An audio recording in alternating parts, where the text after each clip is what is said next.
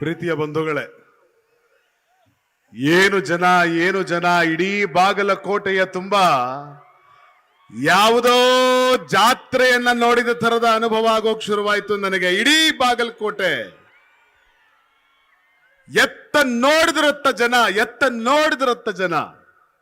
ಬಹುಶಃ ನನಗನ್ಸುತ್ತೆ ಇಲ್ಲಿ ನಡೀತಾ ಇರುವಂತ ಈ ಒಂದು ಚುನಾವಣೆ ನಮ್ಮ ಮನೆಯ ಹೆಣ್ಣು ಮಗಳನ್ನ ಗೆಲ್ಲಿಸೋದಕ್ಕೋಸ್ಕರ ನಡೆಸ್ತಾ ಇರುವಂತ ಚುನಾವಣೆ ಅನ್ನೋದು ನಮ್ಮೆಲ್ಲರ ಹೃದಯದೊಳಗಡೆ ಇವತ್ತು ಅಚ್ಚೊತ್ತಿ ಕೂತ್ಕೊಂಡಿದೆ ಅಂತ ನಾನು ಭಾವಿಸ್ತೀನಿ. ಯಾಕೆ ಈ ಮಾತುಗಳನ್ನು ಹೇಳ್ತಾ ಇದ್ದೀನಿ ಅಂದ್ರೆ, ಪ್ರೀತಿಯ ಬಂಧುಗಳೇ, ಇವತ್ತು ಯಾವುದೇ ಮೂಲೆಯಲ್ಲಿ ನೋಡಿದ್ರೆ ಜನ ಒಂದೇ ಮಾತಾಡ್ತಾ ಇದ್ದಾರೆ.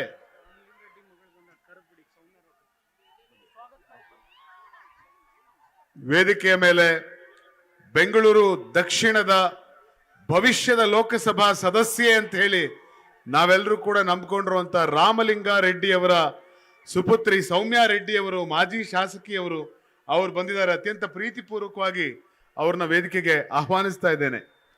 ಜೋರೊಂದು ಚಪ್ಪಾಳೆ ಹೊಡಿರಿ, ಮತ್ತೆ ಕೇಕೆ ಹೊಡ್ರಿ. ಹಾ,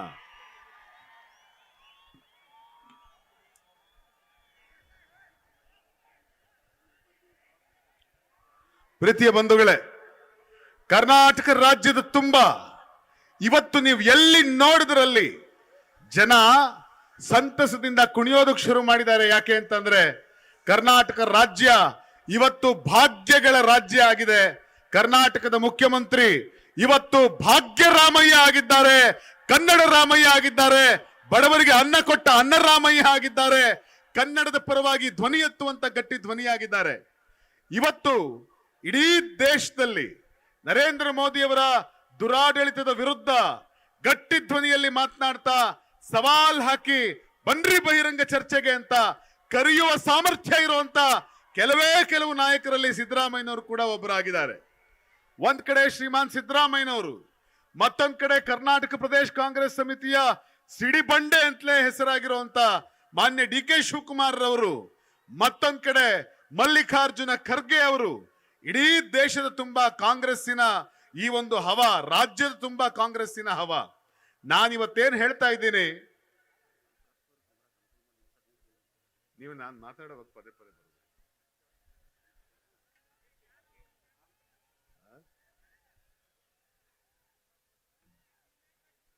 ದಯವಿಟ್ಟು ಕೇಳಿ. ಇಲ್ಲಿ ಮಾಧ್ಯಮಕ್ಕಾಗಿ ಮೀಸಲಿಟ್ಟಿರೋ ಜಾಗದಲ್ಲಿ ಬೇರೆಯವ್ರು ಯಾರು ಕೂತ್ಕೋಬೇಡಿ. ಮಾಧ್ಯಮದವ್ರಿಗಾಗಿ ಇಟ್ಟಿರೋ ಜಾಗದಲ್ಲಿ ಮಾಧ್ಯಮದವ್ರಿಗೆ ಮಾತ್ರ ಅವಕಾಶ ಕೊಡಿ. ಪ್ರೀತಿಯ ಬಂಧುಗಳೇ, ನಾನಾಗ್ಲೇ ಹೇಳ್ತಾ ಇದ್ದೆ, ಇಡೀ ದೇಶದ ತುಂಬ ಇವತ್ತು ಇಲ್ಲಿವರೆಗೂ ಚುನಾವಣೆಗಳೊಳಗಡೆ ನಾವು ನೋಡ್ತಾ ಇದ್ವಿ, ಕಾಂಗ್ರೆಸ್ ಮುಕ್ತ ಭಾರತ ಮಾಡ್ತೀವಿ ಅಂತ ಹೇಳಿ ನಮ್ಮ ದೇಶದ ಪ್ರಧಾನಮಂತ್ರಿಗಳು ಅವತ್ತು ಭಾಷಣ ಮಾಡ್ತಾ ಬಂದ್ರು. ಆದ್ರೆ ಕಾಂಗ್ರೆಸ್ ಮುಕ್ತ ಭಾರತ ಮಾಡ್ತೀನಿ ಅಂತ ಹೇಳ್ಕೊಂಡು ಬಂದಂತ ಪ್ರಧಾನಮಂತ್ರಿಗಳಿಗೆ ಅವ್ರೇನ್ ತಿಳ್ಕೊಂಡಿದ್ರು ಅಂತಂದ್ರೆ, ಭಾರತ ದೇಶದ ಜನರನ್ನ ಸುಲಭವಾಗಿ ಮಂಗ ಮಾಡಬಹುದು ಅಂತ ಅವ್ರು ಭಾವಿಸಿದ್ರು ಅಂತ ಕಾಣುತ್ತೆ. ಆದ್ರೆ ಭಾರತ ದೇಶದ ಜನ ದಡ್ರಲ್ಲ ಸ್ವಾಮಿ, ಭಾರತ ದೇಶದ ಜನ ದಡ್ರಲ್ಲ. ಇವತ್ತು ಇಡೀ ದೇಶದ ತುಂಬ ಎಲ್ಲಿ ನೋಡಿದ್ರಲ್ಲಿ ಜನ ಎದ್ದು ನಿಂತ್ಕೊಂಡಿದ್ದಾರೆ. ಕಾಂಗ್ರೆಸ್ಸಿನ ಗ್ಯಾರಂಟಿಗಳ ಬಗ್ಗೆ, ಕರ್ನಾಟಕ ಕಾಂಗ್ರೆಸ್ಸಿನ ಗ್ಯಾರಂಟಿಗಳ ಬಗ್ಗೆ ಇಡೀ ದೇಶದಲ್ಲಿ ಜನಗಳು ಚರ್ಚೆ ಮಾಡೋದಕ್ಕೆ ಶುರು ಮಾಡಿದ್ದಾರೆ. ಯೂತ್ ಕಾಂಗ್ರೆಸ್ನ ಅಧ್ಯಕ್ಷರು ನಲ್ಪಾಡ್ ಅವರು ಬಂದಿದ್ದಾರೆ. ನಲ್ಪಾಡ್ ಅವರಿಗೆ ಸ್ವಾಗತ.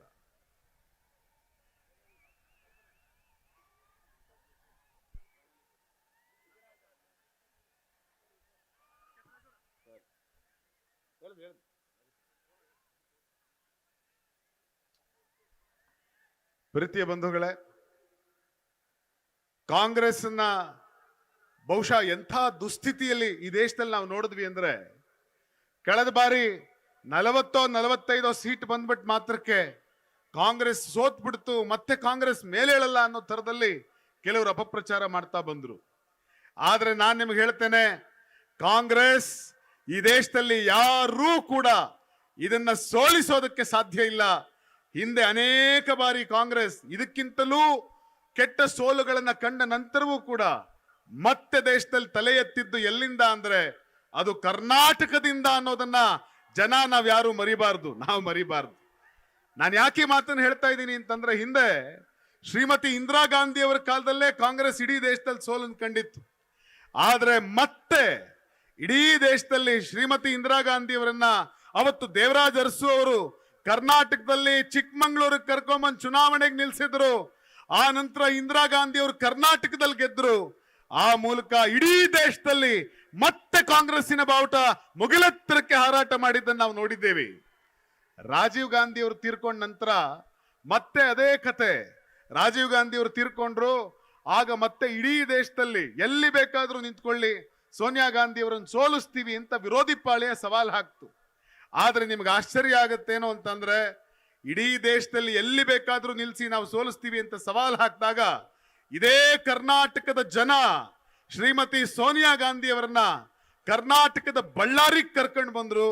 ಕರ್ಕೊಂಡು ಬಂದು ಬಳ್ಳಾರಿಲಿ ಚುನಾವಣೆಗೆ ನಿಲ್ಸಿ ಶ್ರೀಮತಿ ಸೋನಿಯಾ ಗಾಂಧಿ ಅವರು ಗೆದ್ರು. ಆನಂತರ ಇಡೀ ಭಾರತ ದೇಶದಲ್ಲಿ 10 ವರ್ಷಗಳ UPA ಸರ್ಕಾರ ಬರೋ ತರಹ ಮಾಡಿದವರು ಇದೇ ಕರ್ನಾಟಕದವರು, ಇದೇ ಕನ್ನಡಿಗರು.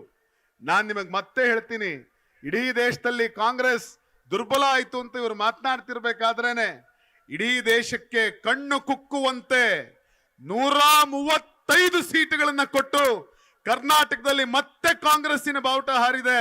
ಅದರ ಅರ್ಥ ಮತ್ತೆ ಭಾರತ ದೇಶದಲ್ಲಿ, ಮತ್ತೆ ಕೇಂದ್ರದಲ್ಲಿ ಮತ್ತೆ ಕಾಂಗ್ರೆಸ್ ಅಧಿಕಾರಕ್ಕೆ ಬರುವಂತ ದಿನ ಬಹಳ ಹತ್ರ ಆಗಿದೆ. ಆ ಖುಷಿಯ ದಿವಸಗಳನ್ನ ನಾವೆಲ್ಲರೂ ಕೂಡ ನೋಡ್ತಾ ಇದ್ದೀವಿ. ನಾನು ಯಾಕೆ ಈ ಮಾತುಗಳನ್ನು ಹೇಳ್ತಾ ಇದ್ದೀನಿ ಅಂದ್ರೆ, ಕಾಂಗ್ರೆಸ್ ಪಕ್ಷ ಇವತ್ತು ಕರ್ನಾಟಕದಲ್ಲಿ ಗ್ಯಾರಂಟಿಗಳನ್ನ ಘೋಷಿಸಿತು. ನೀವೆಲ್ಲ ಕೆಲವೇ ದಿವಸಗಳ ಹಿಂದೆ ಟಿವಿ ಹಾಕಿದ್ರೆ ಟಿವಿ ಮಾಧ್ಯಮದಲ್ಲಿ ನೀವೇನ್ ನೋಡ್ತಾ ಇದ್ರಿ?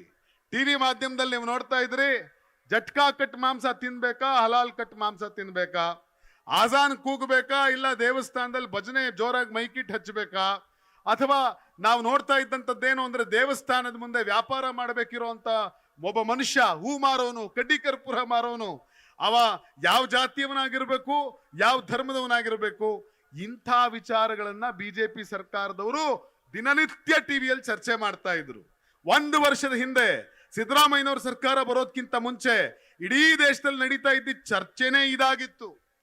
ಆದ್ರೆ ಇವತ್ತು ನೀವು ಟಿವಿ ಹಾಕಿದ್ರೆ ಕಳೆದ 1 ವರ್ಷದಿಂದ ಯಾವ ಹಿಂದೂ ಮುಸ್ಲಿಂ ಇಲ್ಲ, 1 ವರ್ಷದಿಂದ ಯಾವ ಗಲಾಟೆ ಗಲಭೆ ಇಲ್ಲ, ಹಲಾಲು ಹಿಜಾಬು ಜಟ್ಕಾ ಕಟ್ಟು ಮಾಂಸ ಇದ್ರ ಬಗ್ಗೆ ಚರ್ಚೆಗಳಿಲ್ಲ.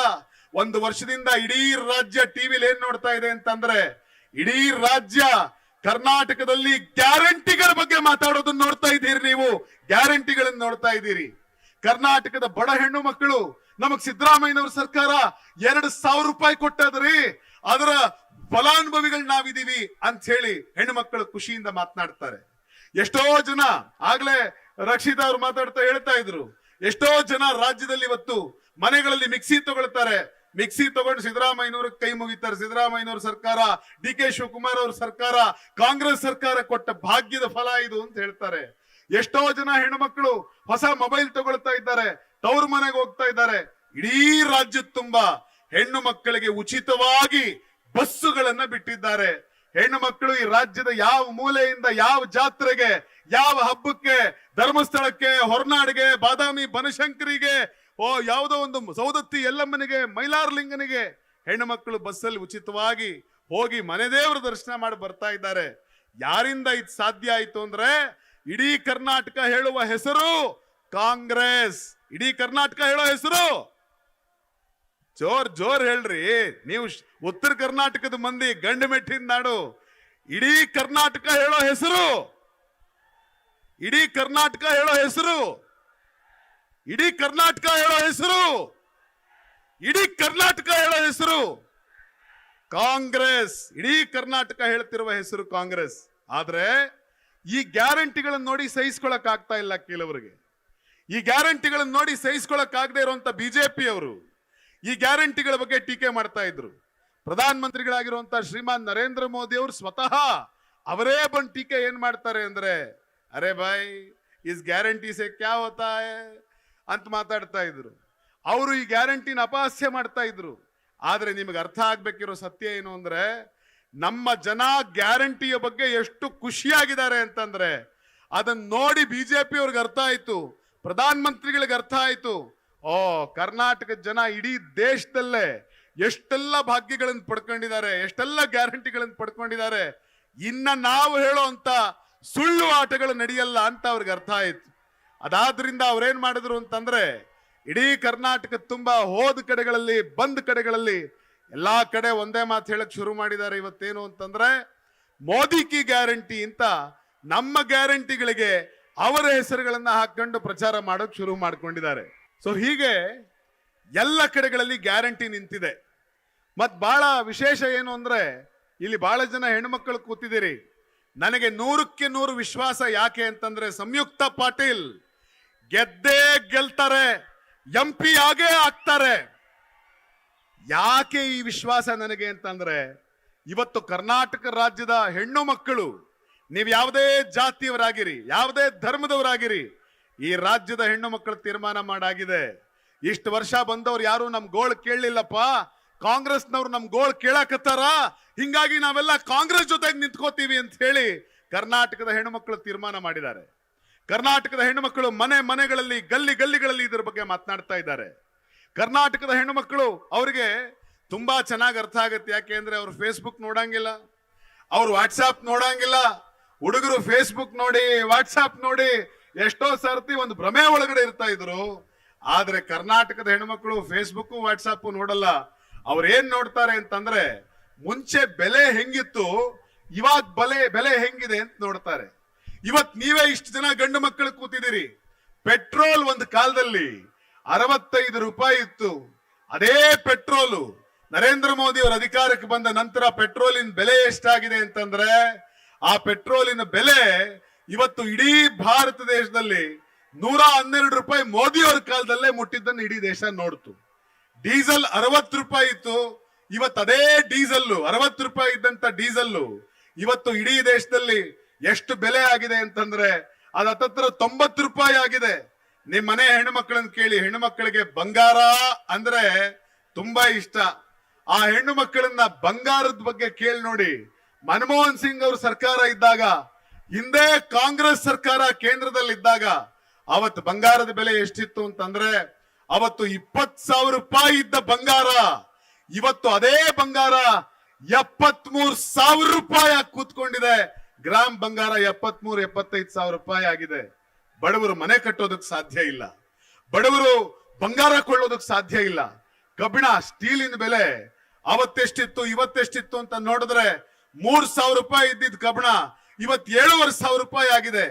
ಕೇವಲ 10 ವರ್ಷದಲ್ಲಿ ಮೋದಿ ಅವರು ದೇಶಕ್ಕೆ ಕೊಟ್ಟಿದ್ದೇನು ಅಂತ ಅಂದ್ರೆ, ಯಾವ ಮೋದಿಜಿ ಅವರು ದೇಶದಲ್ಲಿ ನಾನು ಬೆಲೆ ಏರಿಕೆಯನ್ನ ಕಡಿಮೆ ಮಾಡ್ತೀನಿ ಅಂತ ಹೇಳಿ ದೇಶದ ಜನಗಳ ಮುಂದೆ ಅವತ್ತು ಮಾತು ಕೊಟ್ಟು ನಿಂತಿದ್ರು, ಅದೇ ನರೇಂದ್ರ ಮೋದಿ ಅವರು ಇವತ್ತು ದೇಶದಲ್ಲಿ ಬೆಲೆ ಏರಿಕೆ ಮಾಡ್ತಾ ಹೋಗಿದ್ದಾರೆ. ಹಿಂಗಾಗಿ ನಮ್ ತಾಯಂದ್ರಿಗೆ ಅರ್ಥ ಆಗಿದೆ, ನಮ್ ಜನಗಳಿಗೆ ಅರ್ಥ ಆಗಿದೆ, ಬೆಲೆ ಏರಿಕೆಯ ಮೋದಿ ಸರ್ಕಾರ ಬೇಡ, ಬಡವರ ಪರವಾಗಿ ನಿಂತ್ಕೊಂಡು ಕೆಲಸ ಮಾಡ್ತಾ ಇರುವಂತ ಕಾಂಗ್ರೆಸ್ ಸರ್ಕಾರಕ್ಕೆ ನಾವು ಅಧಿಕಾರವನ್ನು ಕೊಡಬೇಕು ಅನ್ನೋದು ಅರ್ಥ ಆಗಿದೆ. ನೋಡಿ, ಅಲ್ಲಿ ಏನೂ ಬಂದಿಲ್ಲ.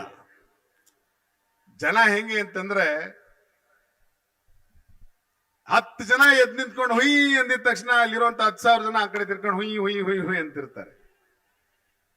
ಅಲ್ಲೇನು ನಡೆದಿಲ್ಲ. ಅಲ್ಲಿ ಎಲ್ಲಿ ಕೇಳಿ ಯಾವುದು ಇದೇ ಕೆಲಸ ಇವತ್ತು ಬಿಜೆಪಿಯವರು ಮಾಡ್ತಾ ಇರೋದು.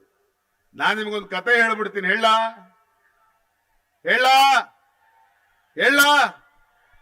ಒಂದ್ ಕಳ್ಳರ ಗುಂಪು ಇತ್ತಂತೆ. ಆ ಕಳ್ಳರ ಗುಂಪು ಏನ್ ಮಾಡ್ತು ಅಂದ್ರೆ ಕಳ್ತನ ಮಾಡೋದಕ್ಕೆ ಬಂತು. ಏನ್ ಕದಿಬೇಕು, ಎಮ್ಮೆ ಕದಿಬೇಕು ಅಂತ ತೀರ್ಮಾನ ಮಾಡಿದ್ರು.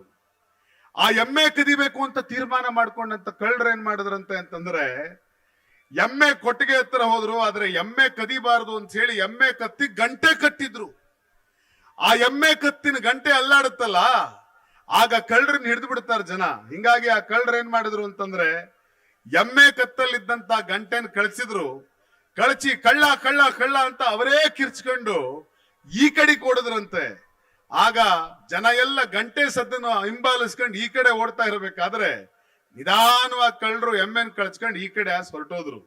ನಾನು ಯಾಕೆ ಈ ಮಾತನ್ನ ಹೇಳ್ತಾ ಇದ್ದೀನಿ ಅಂತಂದ್ರೆ, ಇವತ್ತು ನಾಳೆ ಚುನಾವಣೆ ಬರುವಂತ ಕಾಲದಲ್ಲಿ ಕೂಡ ಹಳ್ಳಿಗಳಲ್ಲಿ ಜಾತಿ ಧರ್ಮ ಮತ್ತೊಂದು ಮಗದೊಂದು ಅಂತ ಮಾತನಾಡ್ತಾರೆ. ಇವತ್ತು ದುಃಖ ಏನು ಅಂತಂದ್ರೆ ಸ್ವತಃ ಪ್ರಧಾನ ಮಂತ್ರಿಗಳಾಗಿರುವಂತಹ ಶ್ರೀಮಾನ್ ನರೇಂದ್ರ ಮೋದಿ ಅವರೇ ಇದರ ಬಗ್ಗೆ ಮಾತನಾಡೋಕೆ ಶುರು ಮಾಡಿದ್ದಾರೆ.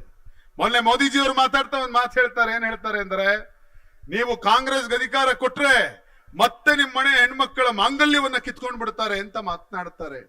ಆದ್ರೆ ನಾನು ಹೇಳೋದಕ್ಕೆ ಬಯಸ್ತೀನಿ, ಪ್ರಧಾನ ಮಂತ್ರಿಗಳೇ, ನೀವು 10 ವರ್ಷದಿಂದ ಈಚೆಗೆ ಅಧಿಕಾರಕ್ಕೆ ಬಂದಿದ್ದೀರಿ. ಆದ್ರೆ ಸ್ವಾತಂತ್ರ್ಯ ಬಂದು 74 ವರ್ಷಗಳಲ್ಲಿ ಕಾಂಗ್ರೆಸ್ ಸರ್ಕಾರ ಬಡವರ ಪಾಲಿಗೆ ಎಷ್ಟೆಲ್ಲ ಕೊಟ್ಟಿದೆ ಅಂತಂದ್ರೆ, ನಮ್ಮ ಮನೆ ಹೆಣ್ಣು ಮಕ್ಕಳ ಮಾಂಗಲ್ಯವನ್ನ ಗಟ್ಟಿ ಮಾಡುವ ಕೆಲಸ ಮಾಡಿದ್ದು ಇದೇ ಕಾಂಗ್ರೆಸ್ ಅನ್ನೋದು ಕರ್ನಾಟಕದ ಮತ್ತು ಇಡೀ ದೇಶದ ಹೆಣ್ಣು ಮಕ್ಕಳಿಗೆ ಗೊತ್ತಿದೆ. ಪಾಪ ಬಹಳ ಜನ ಹುಡುಗರು ಪ್ರಶ್ನೆ ಕೇಳ್ತಾರೆ, ಏನು ಅಂದ್ರೆ 70 ವರ್ಷದಾಗ ಕಾಂಗ್ರೆಸ್ ಏನ್ ಮಾಡೈತಿ ಅಂತ ಕೇಳ್ತಾರೆ. ಹೌದಾ? 70 ವರ್ಷದೊಳಗ ಕಾಂಗ್ರೆಸ್ ಏನ್ ಮಾಡೈತಿ ಅಂತ ಕೇಳ್ತಾರೆ. ಮೊನ್ನೆ ಯಾರೋ ಹುಡುಗ ನನ್ನ ಇದೇ ಪ್ರಶ್ನೆ ಕೇಳ್ದ. ನಾ ಹೇಳ್ದೆ, ಏ ಅಣ್ಣ, ನಿನ್ ತೋಳಿನ ಮೇಲೆ ಶರ್ಟ್, ಭುಜದ ಮೇಲೆ ಶರ್ಟ್ ಐತಲ್ಲ, ಶರ್ಟ್ ಹಿಂಗ್ ಮಾಡಿ ನೋಡು ಅಂದೆ. ಅಲ್ಲೊಂದು ಗಾಯದ ಗುರುತಿದೆ, ಒಂದು ಲಸಿಕೆ ಗುರುತಿದೆ. ಆ ಲಸಿಕೆ ಗುರುತು ತೋರಿಸ್ ನಾ ಅವನಿಗೆ ಹೇಳಿದ್ದೇನು ಅಂತಂದ್ರೆ, 70 ವರ್ಷದಿಂದ ಕಾಂಗ್ರೆಸ್ ಏನ್ ಮಾಡೈತೆ ಅಂತ ಕೇಳಿದಿಲ್ಲಪ್ಪ, ಈ ತೋಳಿನ ಮೇಲಿರುವ ಲಸಿಕೆ ಹಾಕಿರೋದೇ ಕಾಂಗ್ರೆಸ್. ನಿನ್ನ ಪ್ರಾಣ ಉಳಿಸೈತೆ ಕಾಂಗ್ರೆಸ್, ನಿನ್ನ ಪ್ರಾಣ ಉಳಿಸೈತೆ ಕಾಂಗ್ರೆಸ್. ಇವತ್ತು ನೀವು ನಿಮ್ ಮನೆಗಳಿಗೆ ಹೋದ್ರೆ ನಿಮ್ ತಂದೆ ತೋಳನ್ ತೆಗೆದು ನೋಡಿ, ನಿಮ್ ತಾಯಿ ತೋಳನ್ನೊಮ್ಮೆ ನೋಡಿ, ಅಲ್ಲಿ 2 ದೊಡ್ಡ ಗುರುತಿರುತ್ತೆ. ಅದನ್ನ ಹಾಕ್ದವ್ರು ಯಾರು ಅಂದ್ರೆ ಇದೇ ಕಾಂಗ್ರೆಸ್ನವ್ರು. ಇವತ್ತು ಬಹಳಷ್ಟು ಕಡೆ ಬಿಜೆಪಿ ಅವರು ಪ್ರಚಾರ ಮಾಡ್ತಾರೆ. ಏನ್ ಪ್ರಚಾರ ಮಾಡ್ತಾರೆ ಅಂತಂದ್ರೆ, ಟಾಯ್ಲೆಟ್ ರೂಮ್ ಕಟ್ಟೋದಕ್ಕೆ ಸ್ವತಃ ಮೋದಿಜಿ ಅವರೇ ಬರ್ಬೇಕಾಯ್ತು ಅನ್ನೋ ಪ್ರಚಾರಗಳನ್ನ ಮಾಡ್ತಾ ಇದ್ದಾರೆ. ಆದ್ರೆ ನಾನು ಅವ್ರಿಗೆ ಹೇಳಲಿಕ್ಕೆ ಬಯಸ್ತೀನಿ, ಅಣ್ಣ, ನಾಳೆ ಚುನಾವಣೆ ಆಗುತ್ತಲ್ಲ, ಚುನಾವಣೆ ದಿವಸ ಈ ದೇಶದ 7 ಲಕ್ಷ ಹಳ್ಳಿಗಳಲ್ಲಿ ಜನ ವೋಟ್ ಹಾಕೋದು ಟಾಯ್ಲೆಟ್ ರೂಮ್ಗಳಲ್ಲ. ಈ ದೇಶದ 7 ಲಕ್ಷ ಹಳ್ಳಿಗಳಲ್ಲಿ ಮೋದಿಜಿ ಕಟ್ಟಿದ ಟಾಯ್ಲೆಟ್ ಅಲ್ಲಿ ಯಾವನು ವೋಟ್ ಹಾಕಕ್ ಹೋಗ್ತಾ ಇಲ್ಲ. ಈ ದೇಶದ 7 ಲಕ್ಷ ಹಳ್ಳಿಗಳಲ್ಲಿ ಇದೇ ಇಂದಿರಾ ಗಾಂಧಿ ಅವರು ಕಟ್ಟಿದಂತ ಶಾಲೆಗಳಲ್ಲಿ, ಕಾಲೇಜುಗಳಲ್ಲಿ ಜನ ವೋಟ್ ಹಾಕೋದಕ್ಕೆ ಹೋಗ್ತಾರೆ, ವೋಟ್ ಹಾಕ್ತಾರೆ. ಈ ದೇಶದ 7 ಲಕ್ಷ ಹಳ್ಳಿಗಳಲ್ಲಿ ಸ್ಕೂಲ್ ಕಟ್ಟಿದವರು ಯಾವತ್ತೂ ಕೂಡ ಜಂಬ ಪಡ್ಕೊಳ್ಳಿಲ್ಲ. ಈ ದೇಶದ 7 ಲಕ್ಷ ಹಳ್ಳಿಗಳಲ್ಲಿ ಆಸ್ಪತ್ರೆಗಳನ್ನು ಕಟ್ಟಿದವರು ಇದ್ರ ಬಗ್ಗೆ ಮಾತನಾಡ್ತಾ ಇಲ್ಲ. ಈ ದೇಶದ 7 ಲಕ್ಷ ಹಳ್ಳಿಗಳಲ್ಲಿ ಕಾಲೇಜ್ಗಳನ್ನು ಕಟ್ಟಿದವರು ಇದ್ರ ಬಗ್ಗೆ ಮಾತನಾಡ್ತಾ ಇಲ್ಲ. IIT-ಗಳನ್ನು ಕಟ್ಟಿದ್ರು, IIM-ಗಳನ್ನ ಕಟ್ಟಿದ್ರು, ಅದ್ರ ಬಗ್ಗೆ ಮಾತನಾಡ್ತಾ ಇರಲಿಲ್ಲ. ಈ ದೇಶದಲ್ಲಿ ಒಂದು ಗುಂಡು ಪೂಜಿ ಕೂಡ ತಯಾರು ಮಾಡೋ ಶಕ್ತಿ ಇರಲಿಲ್ಲ 75 ವರ್ಷದ ಹಿಂದೆ ನಮಗೆ. ಅಂಥದ್ರಲ್ಲಿ ಇವತ್ತು ಎಂತೆಂಥ ವಿಮಾನಗಳು, ಎಂತೆಂಥ ರಾಕೆಟ್ಗಳನ್ನ ತಯಾರು ಮಾಡಿದವರು ಇದೇ ಕಾಂಗ್ರೆಸ್ನವರು. ಅವ್ರು ಇದ್ರ ಬಗ್ಗೆ ಪ್ರಚಾರ ಮಾಡ್ಕೊಳ್ತಾನೆ ಇಲ್ಲ. ಆದ್ರೆ ಮೊಬೈಲ್ ಹಿಡ್ಕೊಂಡು ಪಾಪ ಇತ್ತೀಚಿನ ಹುಡುಗರು ಫೋನ್ ಹಿಡ್ಕೊಂಡು ಹಿಂಗ್ ಟೈಪ್ ಮಾಡ್ತಿರ್ತಾರೆ. ಏನು ಅಂದ್ರೆ, ಕಾಂಗ್ರೆಸ್ ನಮ್ಗೇನ್ ಕೊಟ್ಟೈತೆ ಅಂತ ಟೈಪ್ ಮಾಡ್ತಿರ್ತಾರೆ. ನೀವು ತಲೆ ಮೇಲೆ ಹೊಡೆದು ದೊಡ್ಡವರು ಆ ಪ್ರಶ್ನೆ ಕೇಳಿದಾಗ ನೀವು ಆ ಹುಡುಗನ್ಗೊಂದು ತಲೆ ಮೇಲೆ ಒಂದು ಮೊಟ್ಕಿ ಹೇಳಬೇಕು, ಮಗನೇ, ನಿನ್ನ ಕೈಗೆ ಈ ಮೊಬೈಲ್ ಕೊಟ್ಟಿದಾರಲ್ಲ, ಈ ಮೊಬೈಲ್ ಬರೋದಕ್ಕೆ ಕಾರಣ ರಾಜೀವ್ ಗಾಂಧಿ ಅವ್ರ ಕಣಯ್ಯ, ರಾಜೀವ್ ಗಾಂಧಿ ಅವ್ರು ಕೊಟ್ಟ ಮೊಬೈಲ್ ಇದು ಅನ್ನೋದನ್ನ ಆ ಪುಟ್ಟ ಹುಡುಗನ ಕಿವಿ ಹಿಡಿದು ನೀವು ಹೇಳಬೇಕು. ಈ ದೇಶಕ್ಕೆ ಸ್ವಾತಂತ್ರ್ಯ ಬಂದ ಕಾಲದಲ್ಲಿ ಏನ್ 200 ವರ್ಷ ಬ್ರಿಟಿಷರು ಲೂಟಿ ಮಾಡಿದ್ರು, ತಿನ್ನೋದಕ್ಕೆ ಅನ್ನ ಇರಲಿಲ್ಲ ಜನಗಳಿಗೆ. ಅಂತ ಕಾಲದಲ್ಲಿ ಜನಗಳಿಗೆ ಅನ್ನ ಕೊಡಬೇಕು ಅಂತ ಹೇಳಿ ಹಸಿರು ಕ್ರಾಂತಿ ಮಾಡಿದವರು ಇದೇ ಕಾಂಗ್ರೆಸ್ನವರು. ಬಡ ಮಕ್ಕಳಿಗೆ ಹಾಲು ಕೊಡಬೇಕು ಅಂತ ಹೇಳಿ ಕ್ಷೀರ ಕ್ರಾಂತಿ ಮಾಡಿದವರು ಇದೇ ಕಾಂಗ್ರೆಸ್ನವರು. ಹೀಗೆ ಕಾಂಗ್ರೆಸ್ ಇಡೀ ದೇಶದ ತುಂಬಾ ಬಡವರಿಗೆ, ದುರ್ಬಲ ವರ್ಗದವರಿಗೆ ಸಹಾಯ ಮಾಡೋದಕ್ಕೋಸ್ಕರ ಲಕ್ಷಾಂತರ ಕೋಟ್ಯಾಂತರ ಯೋಜನೆಗಳನ್ನ ಜಾರಿ ತಂದಿದೆ. ಬಡವರ ಬದುಕಿನ ಉಸಿರಾಗಿದೆ. ಇಂಥ ಸಂದರ್ಭದಲ್ಲಿ ನೀವೆಲ್ಲರೂ ಕೂಡ ಯೋಚನೆ ಮಾಡ್ಬೇಕು. ನಿಮ್ಮ ಮನೆ ಹೆಣ್ಣು ಮಕ್ಕಳಿಗೆ 2,000 ರೂಪಾಯಿ ಇವತ್ತು ಅಕೌಂಟಿಗೆ ಬಂದು ಬೀಳ್ತಾ ಇದೆ. ರಾಹುಲ್ ಗಾಂಧಿ ಅವ್ರು ಏನ್ ಹೇಳಕತ್ತಾರ ಅಂತಂದ್ರೆ, ಒಂದ್ ವೇಳೆ ಮತ್ತೆ ನಮ್ಮ ಸರ್ಕಾರ ಅಧಿಕಾರ ಕೇಂದ್ರದಲ್ಲಿ ಬಂದ್ರೆ ಎಲ್ಲ ಬಡ ಹೆಣ್ಣು ಮಕ್ಕಳ ಅಕೌಂಟ್ಗೆ 1 ಲಕ್ಷ ರೂಪಾಯಿ ಹಾಕ್ತಿವಿ ಅನ್ನುವಂತ ಮಾತನ್ನ ಸನ್ಮಾನ್ಯ ರಾಹುಲ್ ಗಾಂಧಿ ಅವರು ಹೇಳ್ತಾ ಇದ್ದಾರೆ. ಸೊ ಹೀಗಾಗಿ ನೀವು ಈ ಅವಕಾಶವನ್ನ ಯಾರು ಕೂಡ ಬಿಡಬಾರದು. ಚುನಾವಣೆ ನಾಳೆ 7ನೇ ತಾರೀಕೇನು ನಡೆಯುತ್ತೆ, ಈ 7ನೇ ತಾರೀಕಿನ ದಿವಸ ನಡೆಯುವಂತ ಈ ಚುನಾವಣೆಯಲ್ಲಿ ನೀವೆಲ್ಲರೂ ಕೂಡ ಮತದಾನ ಮಾಡಿ, ತಪ್ಪದೆ ಸಂಯುಕ್ತ ಪಾಟೀಲ್ ಅನ್ನುವ ನಮ್ಮ ಮನೆಯ ಹೆಣ್ಣು ಮಗಳನ್ನ ಗೆಲ್ಲಿಸೋದಕ್ಕೋಸ್ಕರ ನೀವೆಲ್ಲರೂ ಕೂಡ ಮತದಾನ ಮಾಡಿ. ಆ ಮೂಲಕ ಒಂದು ಅದ್ಭುತವಾದ ಬದಲಾವಣೆಯನ್ನ ಬಾಗಲಕೋಟೆ ಈ ಜಿಲ್ಲೆಗೆ ಕಳೆದ 20 ವರ್ಷಗಳಿಂದ ತೊಳಗಿರುವಂತ ಒಂದು ದೊಡ್ಡ ಕಳಂಕವನ್ನ ತೊಳೆಯೋ ಕೆಲಸನ ನೀವೆಲ್ಲರೂ ಕೂಡ ಮಾಡಿ ಅಂತ ಕೇಳ್ಕೊತಾ ನಾನು ಈ ಮಾತುಗಳನ್ನ ಇಲ್ಲಿಗೆ ಮುಗಿಸೋದಕ್ಕೆ ಬಯಸ್ತೀನಿ. ಇದಾದ ನಂತರ ನೀವೆಲ್ಲರೂ ಕೂಡ ಒಂದ್ಸರ್ತಿ ನಾನು ನಿಮ್ಮನ್ನು ಕೇಳ್ಕೊತೀನಿ, ಎಲ್ಲರೂ ಜೋರಾಗಿ ಒಂದ್ ಜೈಕಾರ ಹಾಕ್ಬೇಕು. ಹಾಕ್ತೀರಿ? ಹಾಕ್ತೀರಿ? ಹಾಕ್ತೀರಿ? ಕಾಂಗ್ರೆಸ್ ಪಾರ್ಟಿ ಕಿ. ಇಷ್ಟೇ ನಿಮ್ ತಾಕತ್ತು. ನಿಮ್ ಧ್ವನಿ ಇನ್ನು ಜೋರಾಗಿ ಬರ್ಬೇಕು. ಯಾವುದೇ ವ್ಯಕ್ತಿಗೆ ಇಲ್ಲಿಂದ ಹೊರಗಡೆ ಹೋಗೋ ಧ್ವನಿಲಿ ಗೊತ್ತಾಗ್ಬೇಕು ಕಾಂಗ್ರೆಸ್ ಗೆದ್ದಾಗಿದೆ ಅನ್ನುವ ಸಂದೇಶ ಹೋಗ್ಬೇಕು. ಆ ತರ ನೀವೆಲ್ಲರೂ ಜೈಕಾರ ಹಾಕ್ಬೇಕು. ಎಲ್ರು ಕೈ ಮೇಲ್ ಮಾಡಿ. ಕಾಂಗ್ರೆಸ್ ಕಾಂಗ್ರೆಸ್ ಕೈ ಮೇಲ್ ಮಾಡಿ, ಕೈ ಮೇಲ್ ಮಾಡಿ, ಕೈ ಮೇಲ್ ಮಾಡಿ, ಕೈ ಮೇಲ್ ಮಾಡಿ. ಕಾಂಗ್ರೆಸ್ ಪಾರ್ಟಿ ಕಿ, ಕಾಂಗ್ರೆಸ್ ಪಾರ್ಟಿ ಕಿ, ಕಾಂಗ್ರೆಸ್ ಪಾರ್ಟಿ ಕಿ, ಬಾಬಾ ಸಾಹೇಬ್ ಅಂಬೇಡ್ಕರ್ ಕಿ, ಭಾರತದ ಸಂವಿಧಾನಕ್ಕೆ, ಭಾರತದ ಸಂವಿಧಾನಕ್ಕೆ. ಪ್ರೀತಿಯ ಬಂಧುಗಳೇ, ನಿಮ್ಮನ್ನೆಲ್ಲ ಬಂದು ಉದ್ದೇಶಿಸಿ ಮಾತನಾಡಲಿಕ್ಕೆ ಅವಕಾಶ ಮಾಡಿಕೊಟ್ಟಂತ ಶಿವಾನಂದ್ ಪಾಟೀಲ್ ಸಾಹೇಬರಿಗೆ ಧನ್ಯವಾದವನ್ನು ಸಲ್ಲಿಸ್ತಾ ನನ್ನ ಮಾತುಗಳನ್ನ ಮುಗಿಸ್ತಾ ಇದ್ದೇನೆ. ನಮಸ್ಕಾರ. ನ್ಯೂಸ್ ಫಸ್ಟ್, ನಿರ್ಭೀತಿಯಿಂದ ನಿಮ್ಮ ಪರವಾಗಿ.